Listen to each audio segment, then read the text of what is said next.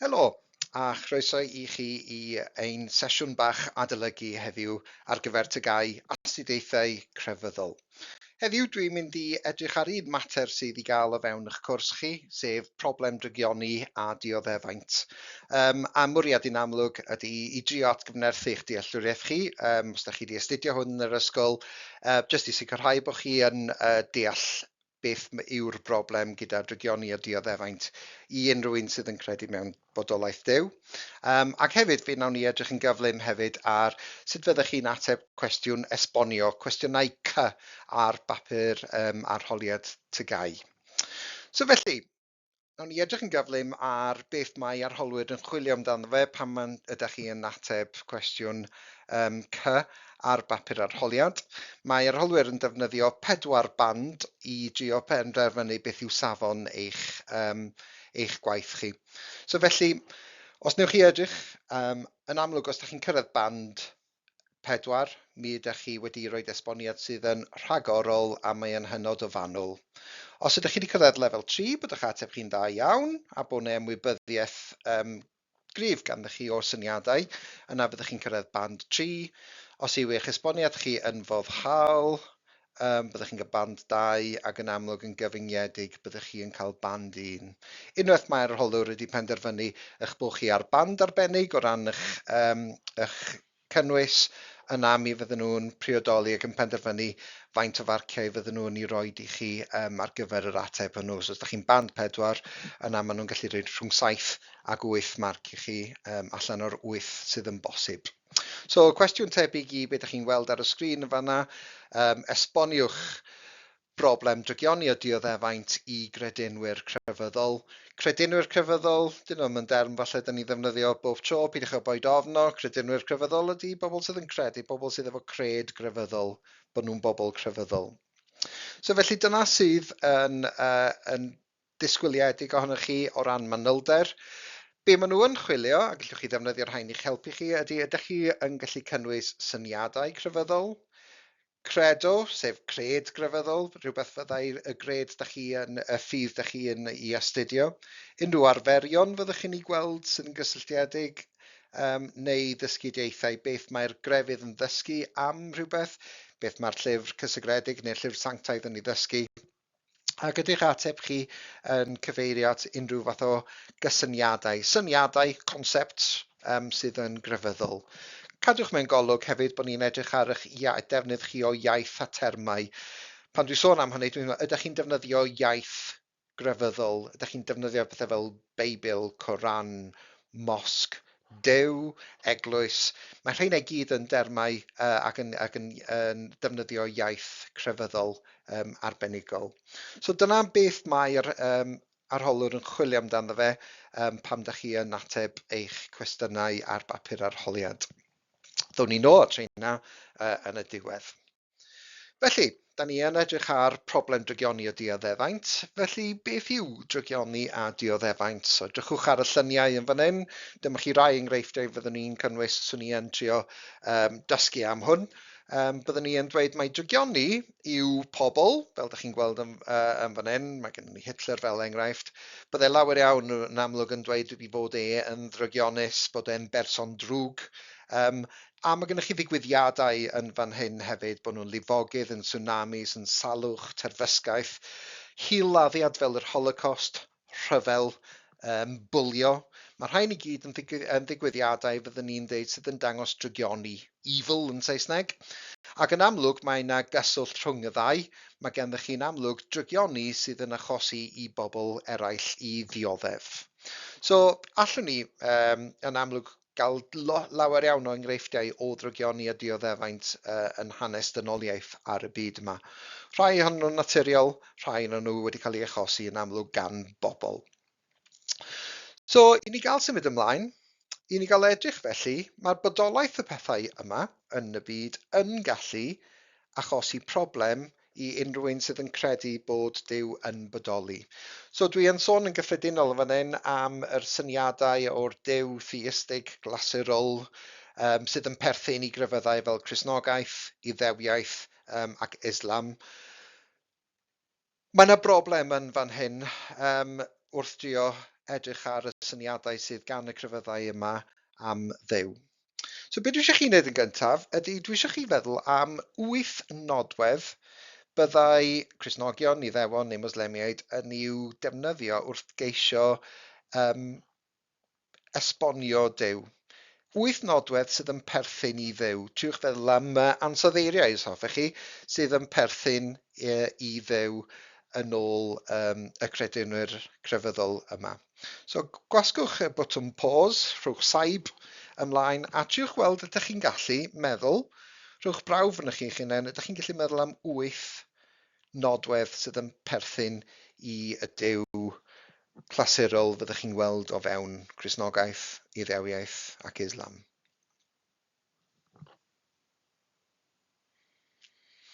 Oce. Dwi'n gobeithio bod chi wedi cael rhyw fath o syniad a bod chi wedi gallu rhestru rhywfaint o'r nodweddion.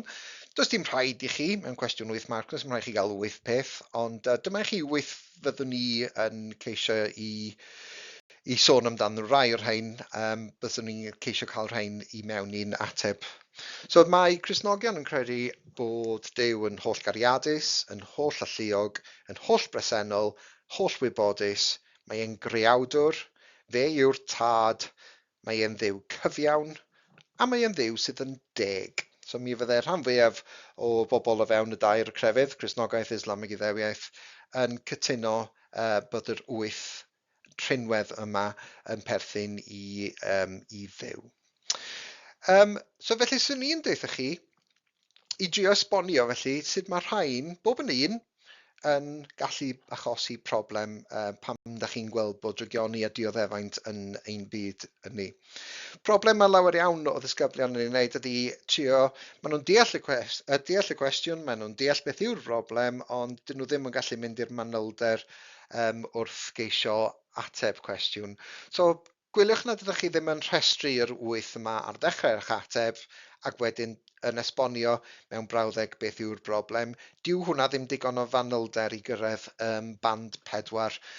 Be fyswn i'n dweud ydy bod chi yn gallu mynd drwy rai o'r nodweddion yma, esbonio'r nodwedd, be mae yn ei lygu, ac yna eich bod chi yn esbonio sut mae hwnna'n gallu bod yn broblem, a mynd drwyddyn nhw un wrth un mwyn gallu gwneud siŵr bod gennych chi'r manylder.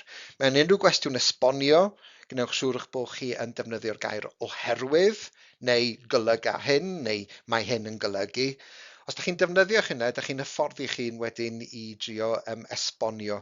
Nid cwestiwn disgrifio y broblem ydy, mae'n gwestiwn gofyn i chi esbonio fe.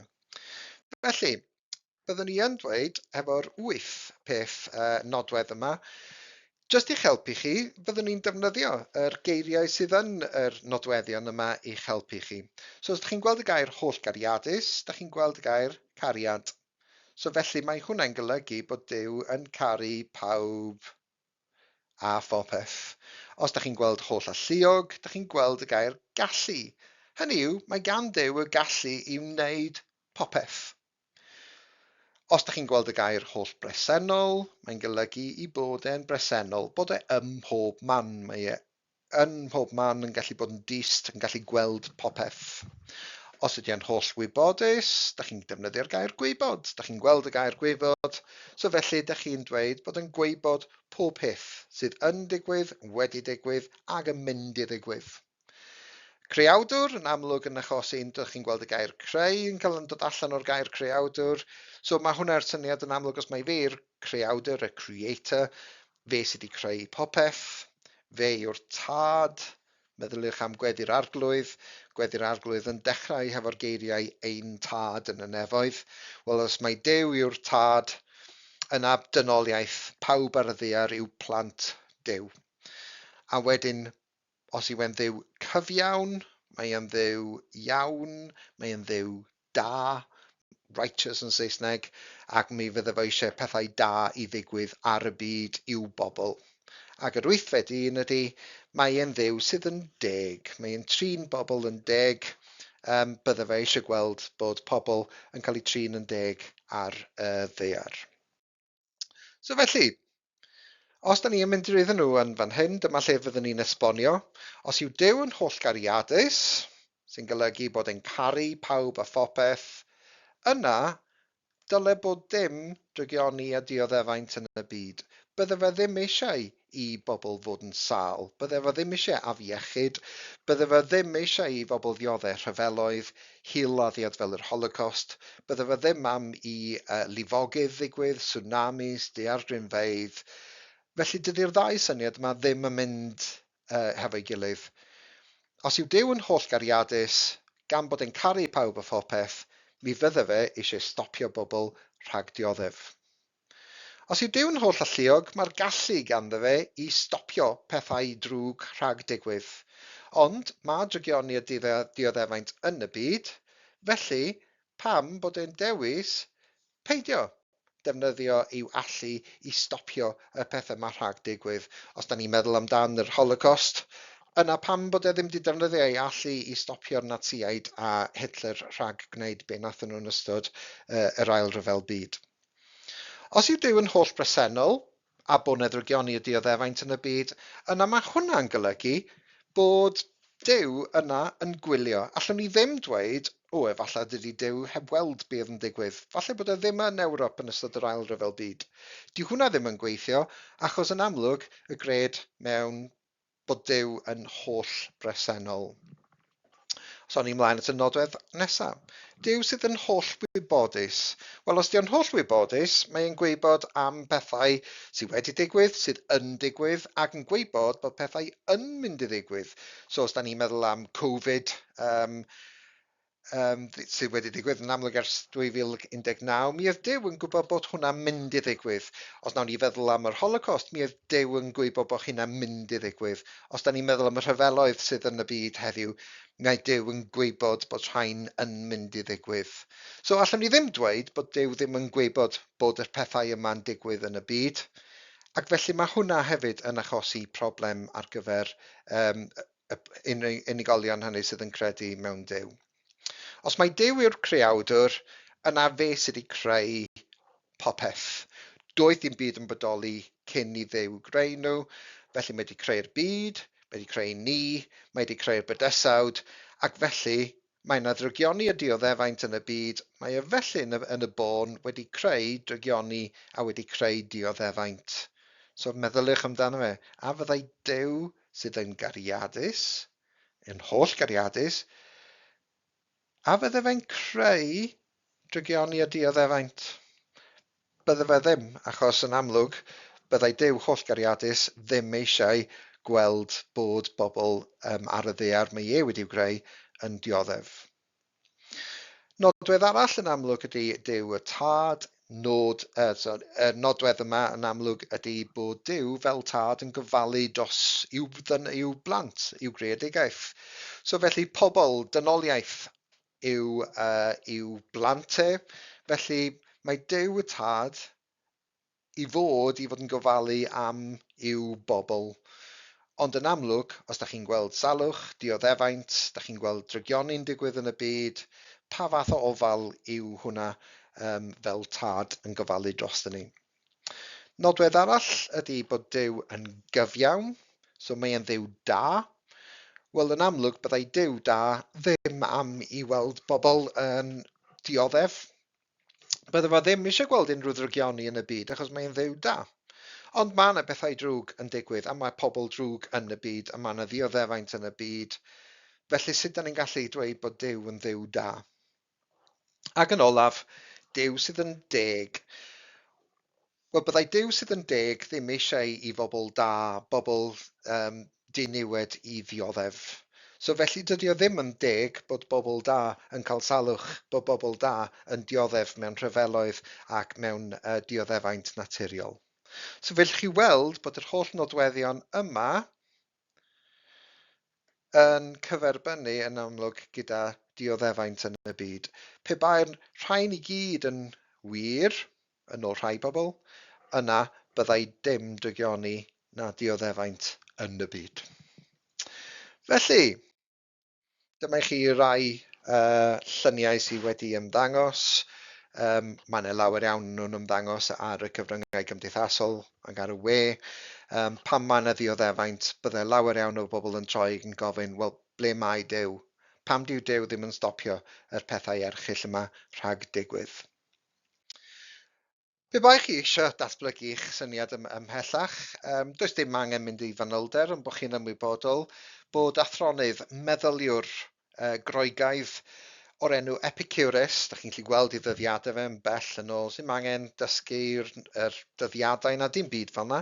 Ond mi oedd Epicurus yn un o'r cyntaf i adnabod y broblem yma, a mae eiriau fe ar y chwith yn fan yna yn yr oren. Naill ai y mae Duw am ddileu drygioni, mae eisiau cael gwared ohono fe, ond dyw e ddim yn gallu. Hynny yw, dyw e ddim yn holl alluog. Neu, nid yw'n dymuno gwneud hynny, hynny yw, dyw e ddim eisiau cael gwared o drygioni y dioddefaint yn y byd. Os yw am wneud, os dyw eisiau cael gwared o drygioni, ac na all, yna mae'n analluog. Da ni'n gorfod tynnu'r y syniad fod Duw yn holl alluog i ffwrdd oddi wrtho fo. Os gall Duw, ond nid yw eisiau, yna mae'n ddrwg. Hynny yw, mae'n dduw maleisus, mae'n malicious, mae'n dduw sydd yn mwynhau gweld pobl yn dioddef. Os gall Duw ddileu drygioni, os dyw'n gallu cael gwared o drygioni, a bod Duw wir eisiau gwneud hynny, pam mae yna ddrwg yn y byd? So dyma chi Epicurus yn holi'r cwestiwn i unrhyw un sydd yn credu mewn Duw sydd yn holl alluog ac yn holl gariadus, pam bod yna bethau drwg yn digwydd yn y byd felly, achos byddai Duw sydd yn holl gariadus ac yn holl alluog yn dewis stopio yr drygioni a'r dioddefaint yma rhag digwydd. Fi allwch chi symud yn eich blaenau at feddyliwr mwy modern, sef J.L. Mackie, athronydd neu meddyliwr o Awstralia. A mi nath ddatblygu'r syniad yma, nath Epicurus sôn amdano fe. A mae e'n galw yw feddylfryd yn y triawd anghyson. So triawd yn amlwg yw tri syniad. So mae gennych chi holl alluog, holl gariadus, a drygioni a dioddefaint. Dyma'r tri syniad sydd yn y triawd. O be mae e'n dweud ydy bod nhw yn anghyson. Mae nhw'n inconsistent. Os dyn nhw'n inconsistent yn anghyson, dyn nhw'n methu bodoli gyda'i gilydd. Felly mae e'n mynd ati i drio datrys problem drygioni, a be mae e'n dweud ydy, allwch chi ddim cael y tri syniad yma, bod Duw holl alluog yn bodoli, sy'n holl gariadus, ond bod yna drygioni a dioddefaint yn y byd hefyd. So felly be mae e'n dweud ydy bod rhaid i chi dynnu un o'r rhain i ffwrdd. So felly, nawn ni ddweud tro cyntaf bod rhaid i chi gael gwared. Nawn ni gael gwared o'r nodwedd yma o Dduw. Ydy nawn ni ddweud bod Duw holl gariadus yn bodoli. Nawn ni ddweud ma'n ddrygioni yn y byd a dioddefaint. Ond nawn ni dynnu'r syniad o holl alluog i ffwrdd. Hynny yw, dydy Duw ddim yn gallu stopio pethau drwg fel rhyfel rhag digwydd. Mae e'n caru ni, ydy. Mae e'n dioddau hefo ni wrth wylio ni'n dioddau, a mae e'n methu stopio yr dioddefaint yma rhag digwydd. Mae hynna'n gweithio yn ôl Mackie, ond dwi ddim yn meddwl fyddai unrhyw un sydd yn credu yn y Duw clasurol, Iddewig, Cristnogol, Moslemaidd, bydden nhw'n hapus o dynnu'r nodwedd yna oddi wrth Duw. Yr ail beth yn amlwg fyddech chi'n gallu gwneud ydy bod Duw holl alluog yn bodoli, ond nawn ni ddweud bod y ddim yn dduw sydd yn holl gariadus, a nawn ni ddweud bod drygioni a dioddefaint yn y byd, da ni yn dioddef drygioni, mae Duw yn gallu stopio fo, ond mae'n dewis peidio achos dyw e ddim yn holl gariadus. Mae e'n mwynhau i'n gweld ni yn dioddau. Eto, byddai unrhyw un sydd yn credu yn y Duw clasurol ddim yn hapus iawn o dynnu'r nodwedd bwysig yma i ffwrdd oddi wrth Duw. Ac yn drydydd yn amlwg, be allwch chi wneud ydy dweud bod Duw yn holl alluog, mae e hefyd yn holl gariadus, ond eich bod chi'n gwadu ac yn dweud does na ddim drygioni a dioddefaint yn y byd.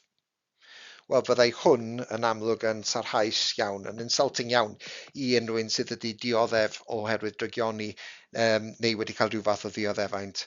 Sut allwch chi ddeud bod drygioni a dioddefaint ddim yn bodoli yn y byd pam da ni'n weld e'n digwydd? So dyna chi syniadau nath Mackie i drio cyflwyno am drygioni a dioddefaint. Be am i chi roi tro ar ateb cwestiwn fan hyn? Triwch ddefnyddio yr 8 nodwedd, triwch esbonio'r nodwedd, ac yna bob yn un bod chi hefyd yn dweud sut mae hwnna yn achosi dioddefaint ar eu cyfer nhw. Os da chi eisiau help, ewch ymlaen i fan hyn i wirio ydych chi am ddefnyddio yr 8, sim rhaid chi sôn am yr 8 i gyd, ond dyna chi rai yr nodweddion allwch chi gyfeirio atyn nhw ac esbonio nhw bob yn un. Ydych chi am sôn am Epicurus? Eto, does ddim eisiau chi ddysgu'r geiriau yma, just cyfeirio ato fo, dweud mai fe nath un o'r bobl cyntaf da ni'n gwybod amdano fo sydd wedi codi'r broblem. Fe allwch chi hefyd sôn yn amlwg am Maci. So triwch ateb gan ddefnyddio'r nodweddion, cyfeiriwch at Epicurus, ac wedyn yr un fwy modern edrych ar be mae Maci wedi ceisio i'w wneud. Gan gofio, mewn papur arholiad yn amlwg 8 munud fyddai ganddoch chi, tua 8 munud fyddai ganddoch chi i ateb y cwestiwn. A wedyn, wrth gwrs, darllenwch eich ateb, byddwch fel athro, tanlinellwch unrhyw beth da chi wedi rhoi sy'n berthnasol, pa fath o syniadau crefyddol, pa fath o gredoau da chi wedi wneud yna. Dim gymaint o arferion falle, dio ddim yn addas i'r cwestiynau yma. Bendant fyddwch chi'n sôn am dysgudiaethau, so'r holl nodweddion yna mae bobl sy'n credu mewn Duw yn credu am Dduw. A wedyn fe allwch chi ddefnyddio pa fand byddwch yn onest efo chi'ch hunain, pa fand fyddwch chi yn rhoi i'ch darn o waith, a wedyn wrth gwrs pa'r farc fyddwch chi'n rhoi o fewn y band. Dwi'n gobeithio bod hwn wedi eich helpu chi rywfaint a wedi atgyfnerthu eich dealltwriaeth chi o'r pwnc. Hwyl i chi am y tro.